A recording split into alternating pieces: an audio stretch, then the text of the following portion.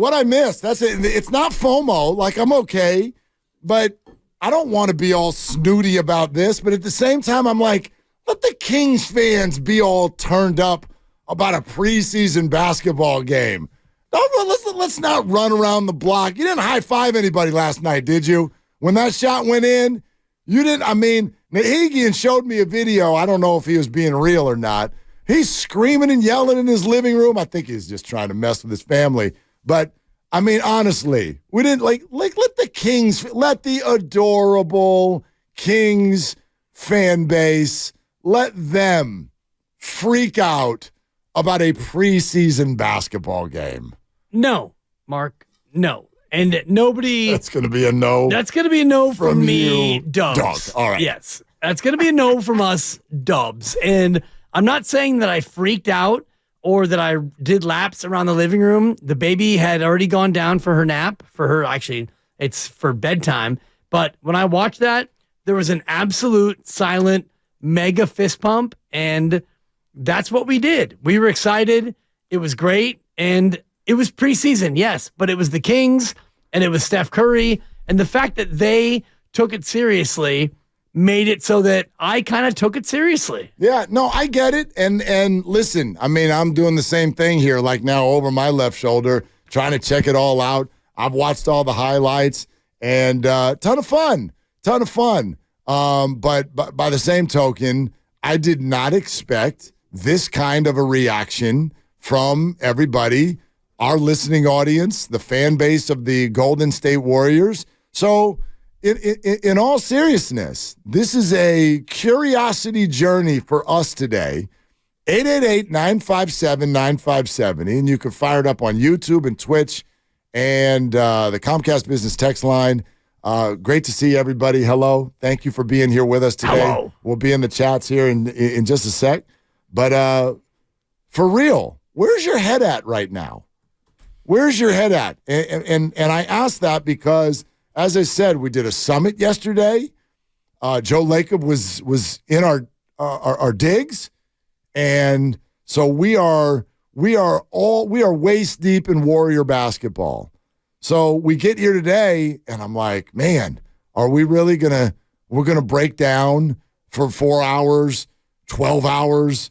Are we doing a Warriors preseason basketball game? It's Summit 2.0. Let's listen to Lacob some more and Klay Thompson's contract. Let's freak out about that some more. And then we'll discuss how weird it is that all of us like Chris Paul all of a sudden. Like, all of that is totally fair game. Yeah. But I'm like, it's week 7 in the National Football League, and y'all got the best team in the country, in my opinion. Right. And they're about to go up against the quarterback that's been rumored to be our quarterback 8 different times in the last 5 years. Right. Both may be missing their number one weapon, and that's kind of where my head is at, but I don't know. Maybe I'm the weird one here. I don't know if you're the weird one, but I do know that there are certain factors that have led me to a place that I didn't think that I would be. I thought that I would come in today and I'd be talking about exactly what you mentioned on our show thread, the whole Kirk and Brock idea, and I put that out on the daily delivery that is out on Twitter in terms of like this game and what this game means. But when I look at this upcoming Niner game, it is now 99 hours away, Mark. 99 hours. They don't play Sunday morning. They don't play Sunday afternoon. They don't play Sunday night. It's not till Monday. It's a ways away. So the fact that it's 4 days away and coming off of what we had last night, which was...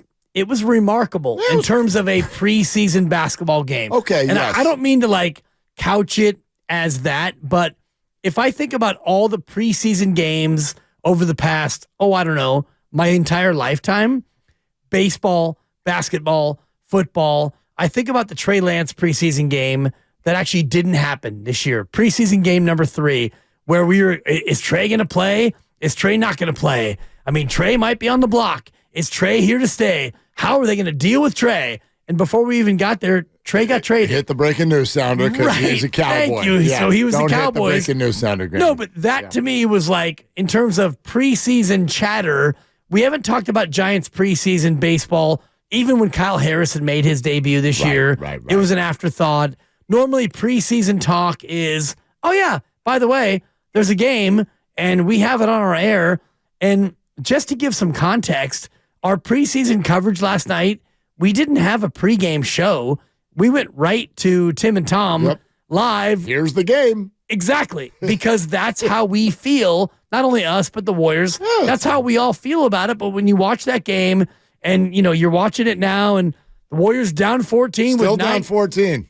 But they win the game. Yeah, it's better when they're down 14 and I don't already know that they're going to win the game. I do find that's more exciting. It is, but when you watch it, knowing what you know, and you watch the way they played, both teams, they played this game not quite like it was a playoff game, but they played this game like it mattered, both teams. Well, and I get that. I mean, the Warriors, I do think it's for different motivations, though. I think the Golden State Warriors played the game the way they are last night because Steve Kerr is in full-blown tinker mode.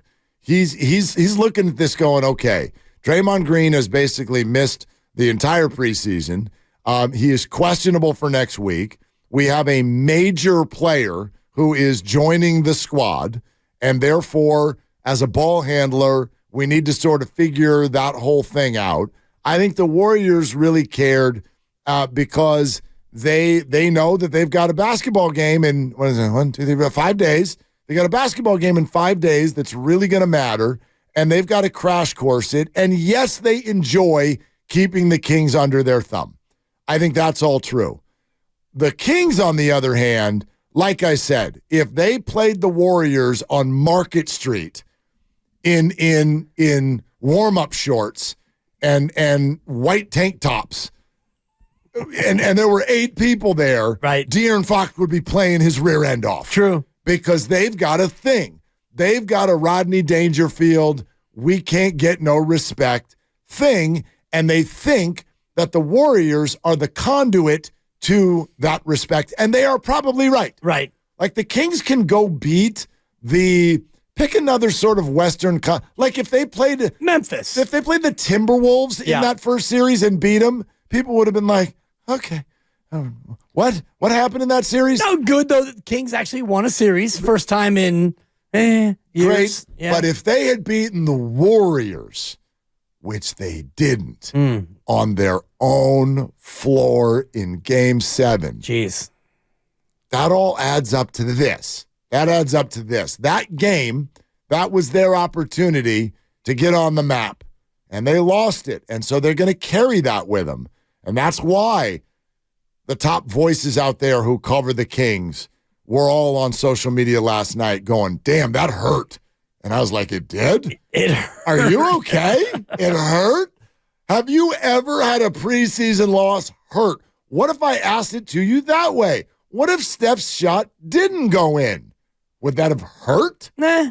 Exactly. Well, that's Just 4 kind titles. of my reaction if when it went in. But that's 4 titles versus no titles. And also, I do think that the Chris Paul factor is a thing, knowing that Chris is here, and not that Steph needs to show Chris how we do it here, but the fact that he hit that game winner with Chris Paul on the team, on the floor, that gave it a little bit of an extra, heft to me. Like, see, Chris, this is how we do things when we win championships. Preseason or not, I hit game winners and we beat Sacramento. Do you think that was really a piece of it? Do you think Chris Paul's like, I didn't know that Steph Curry was the one? No. I mean, do you really think that they're trying to show something? I get the whole, let's all get into a flow with one another. Let's get to know one another. Do you think they needed to send it sounds like you're saying they needed to send a message to Chris. No message. Okay. But I do think that they played this game like it mattered more because Chris Paul was there. Okay. And, you look at, we're watching it now as they cut it to 12 with 8 minutes to go. It's very exciting. Yeah, it is exciting, but they played, if you watch them play defense in a preseason game, if I took the date off this game and you just watched it, you would be like, damn, that's a good NBA game. Right. That was a good, hard-fought NBA playoff or regular season. This did not feel in any way like a preseason game to anybody. No, I was struck by this. And again, this is without context. But when I first got to the laptop, and I honestly can't even remember if it was last night or this morning. Right. It's been a haze since we left the summit, brother. Totally. I mean, my God, right? You got traffic, you got three kids, you got dinner, you got bedtimes. I lit them up at the dinner table last night. Lit them up. Oh. It's just, stop being Did you flip the spread? Oh, I flipped the spread. I was like, I am so tired of the way y'all are talking to each other. But anyway. Whoa. So it was one of those nights. Totally. It was one of those nights. Maybe I would have watched, but I was in every room. Closed door meeting? What the hell are you doing right now? Right now we're going down the hall. What the hell are you doing right now? I love to hear it. Help out around here. This kind of night. I like that. So I was all in my negative bag last night. Okay. And then I get to Steph's game winner, and what struck me first was not the ball going in. It was before he shot it. And I went, wow, look at all the people they were playing there at the end. That's kind of interesting. All the people. Right, because what do we know? What's the fourth quarter of a preseason game? It's like, oh, let's put Tim in. He's going to be in Santa Cruz. Come here, Tim. Little Timmy. Little Timmy. Go in the game. Go get some minutes. It's always little Timmy. That's the end of a preseason. I open up the laptop. I'm like, well, there's Steph. Yeah. There's Chris. Look at these. Look, they got all the people in. Yeah. I can't remember. Was it Jonathan? Was Clay in? A lot of big names. Anyway, whatever. Yeah. I saw Chris and I saw Steph, and I'm like, oh, look at the Warriors. This mattered to them. It was a must-win, Mark. And I don't use that lightly. You know that. No, we would not want you to do that. So obviously it was something. Here, can we do this real quick? Streets in Berkeley. You're on with Willard and Dibs. Hey, Streets, what are you doing? Hey, what's up, guys? I'm driving down to Santa Cruz to catch up with one of my homies. Love it, man. Drive safe. Thank you. I wanted to say the thing that was fun about last night was watching Steph get a game winner, though, because he doesn't have a lot of those on his resume. You know what I'm saying? And I don't think it's because I firmly believe that Steph's lack of buzzer beaters is because he hit the dagger like earlier on in the fourth quarter. And so we won a lot of games going away. But seeing Steph get a game winner last night, that was fun. It was fun watching him have fun. You know what I'm saying?